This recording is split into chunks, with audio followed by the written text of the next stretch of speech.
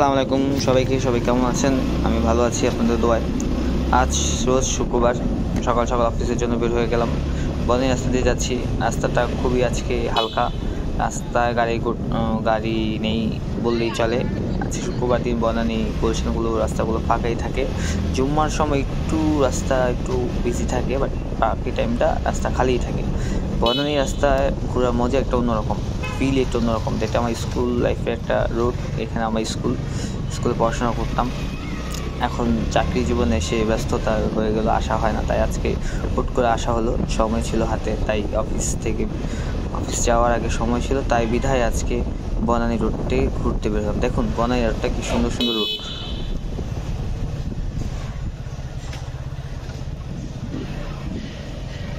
বনানী রোডগুলো পুরোই VIP road. এখানে খুব সুন্দর মেনটেন করে, ক্লিনিং থাকে। বনানী রোডে ঘুরলে খুবই ভালো লাগে, নিরিবিলি পরিবেশ। কাপেলদের জন্য বেস্ট একটা রুট। ঘুরতে পারে, এখানে গুলশান পার্ক আছে, পার্কেও ঘুরতে পারে। একদিন আপনাদেরকে সবাইকে মিলে গুলশান পার্কটা ঘুরে আনবো ইনশাল্লাহ। সো দেখতে থাকুন ভিউগুলো রাস্তার।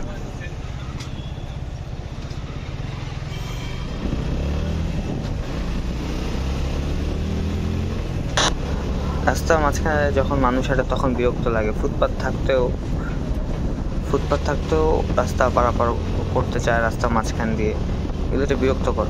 গুলশান বনানীতে শুক্রবার জ্যাম খুবই কম থাকে, সিগন্যালও কম থাকে দেখতে। আর শীতের ভিতর বাইক চালাতে একটু ফিলটা অন্যরকম। সকালবেলা শীতটা একটু কমই পড়ে, বাট বিকাল টাইম বা রাত্রের বেলার দিকে খুবই ঠান্ডা পড়ে। আমি প্রথম ব্লগিং লাইফে এসেছি, তো আমার অনেক ভুল হতে পারে।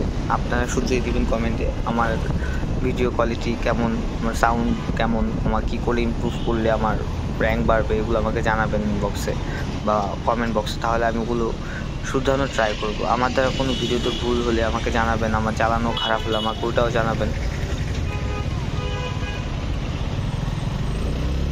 আমি বেশি একটা টানাটানি করি না। শনিবার যখন রাস্তা খালি থাকে তখনই একটু রাস্তা টানাটানি করার ট্রাই করি, বাট সবটা সময় রাস্তা টানাটানি করা যায় না, কারণ জ্যাম থাকে। আর অলওয়েজ আমি হেলমেট পরি। আমি সবাইকে প্রেফার করি হেলমেটটা পরার জন্য, কারণ কোন সময় কি দুর্ঘটনা হয়ে যায় কেউ জানে না। তো হেলমেটটা পরে চালালে অ্যাটলিস্ট ব্রেনটা সেভ হবে, মাথাটা সেভ হবে।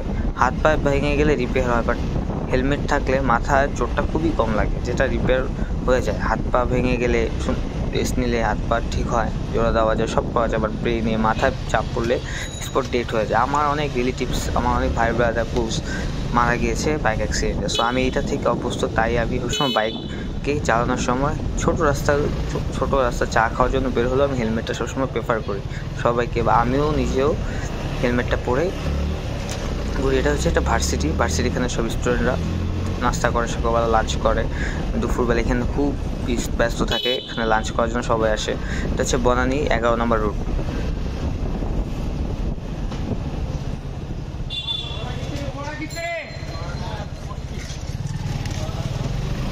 এই রাস্তা দিয়ে বাইকটা চালানো একটু ডিফিকাল্ট, কারণ অনেক মানুষ থাকে, মানুষ হর্ন শুনতে চায় না, বা মানুষ রাস্তার মাঝখান দিয়ে হাঁটে। রাস্তা থেকে নিয়েছে পার্কিংও জায়গা নেই, তাই বিধায় এখানে পার্কিং করা হয়।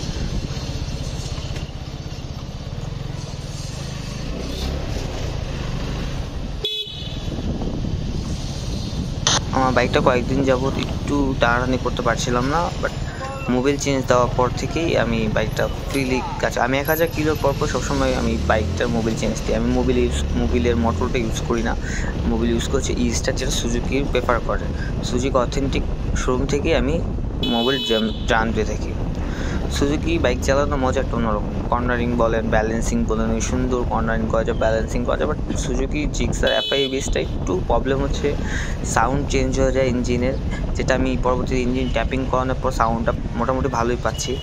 আর হচ্ছে আপনার পেন কোয়ালিটিটা একটু বাজে টাইপের, এই জন্য আমি সবসময় আপনার পালিশ ইউজ করি, বা ওয়াশ করে পালিশ ইউজ করি, বা সিরামিক কোটিং ইউজ করি, ন্যানো কোটিং ইউজ করি। সিরামিক কোটিং ইউজ করা হয় না, ন্যানো কোটিং ইউজ করি। সিরামিক কোটিং অনেক হ্যাসেল, অনেক কিছু মেনটেন করতে হয়, যেটা আমার পক্ষে পসিবল হয়ে থাকে না, কারণ জব করি, ভার্সিটি লাইফও আছে। তাই বিধায় আমি সবসময় ন্যানো কোটিংটাই ওয়াশ করার পর আমি ইউজ করে থাকি। আর সবসময় আমি ফোম ওয়াশ করি না, আমি সবসময় বেশিরভাগই বাসা ওয়াশ করি। যখন মনে হয় যে এখন ফোম ওয়াশ করা দরকার, তখনই ফোম ওয়াশটা করে থাকি। ফোম ওয়াশ বেশি করলে গাড়ির পেইন্ট কোয়ালিটিতে একটা প্রেশার পড়ে, গাড়ির পেইন্টটা নষ্ট হয়ে যাওয়ার চান্স থাকে। তাই আমি মাসে একবার বা 2 মাসে একবার আমি ফোম ওয়াশ দিয়ে থাকি। ফোম ওয়াশটা ভালো, বাট জিক্সারের ক্ষেত্রে এই FIBS এর ক্ষেত্রে ভালো না, কারণ পেইন্ট কোয়ালিটিটা একটু প্রবলেম করে থাকে।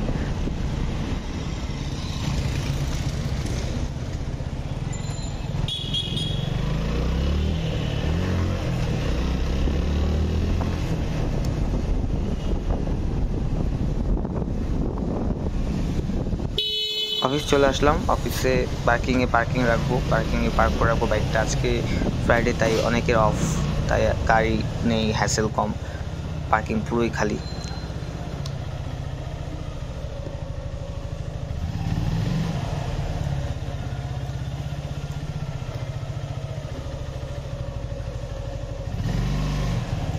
তো ডিউটির পরে আবার দেখা হচ্ছে। ডিউটি শেষ করে বের হলাম, একটু চা খেলাম, চা খাওয়ার পর ক্যামেরাটা অন করলাম। এখন বাসার দিকে যাব, মহাখালী রাস্তা দিয়ে যাবো। তো ভিউটা দেখতে থাকুন। রাত্রেবেলা মহাখালী রাস্তাটা খালিই থাকে, সো রাস্তার ভিতরে টানাটানি করার মজাটাই অন্যরকম।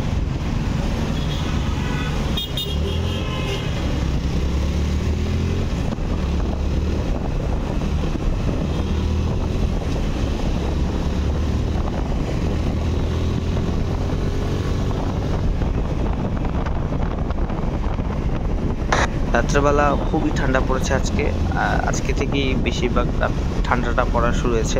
রাত্রেবেলা আমি শার্ট পরে বেরিয়েছি বা অফিসে শার্ট পরে আসছি, তাই ঠান্ডাটা বেশি লাগছে। সোয়েটার বা হুডি পরে থাকলে অবভিয়াসলি ঠান্ডাটা কমই লাগতো। আর আজকে শুক্রবার থেকে 11টার পর একটু জ্যামটা একটু বেশি হয়, কারণ সবাই কম বেশি ফ্যামিলি নিয়ে গাড়ি নিয়ে ঘুরতে বের হয় রাত্রেবেলা। একটু জ্যাম পেয়েছি, তাও বেশি জ্যাম না, 5-6 মিনিটের জ্যাম।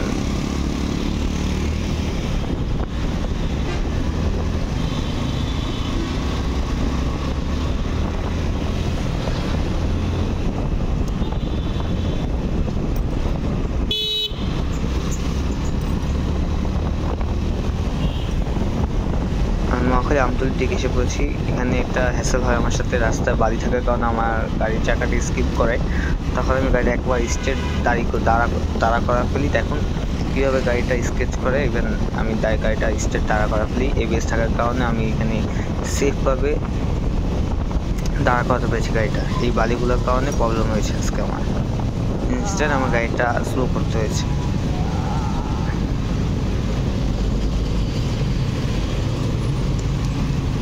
রাস্তায় বালি থাকলে গাড়ি চালানো খুবই টাফ।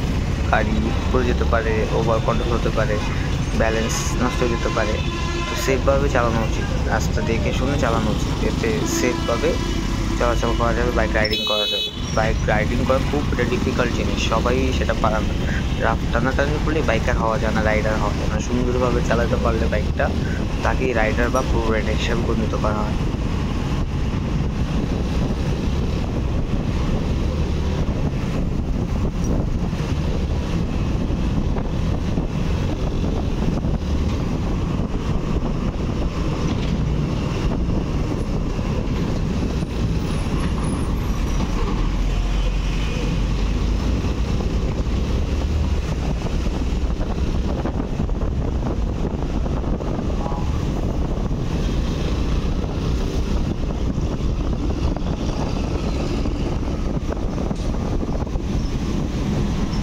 সো চলে এসেছি, আজ এই পর্যন্তই। ভালো থাকবেন, ভালো লাগলে লাইক কমেন্ট শেয়ার দিয়ে পাশে থাকবেন। আল্লাহ হাফিজ।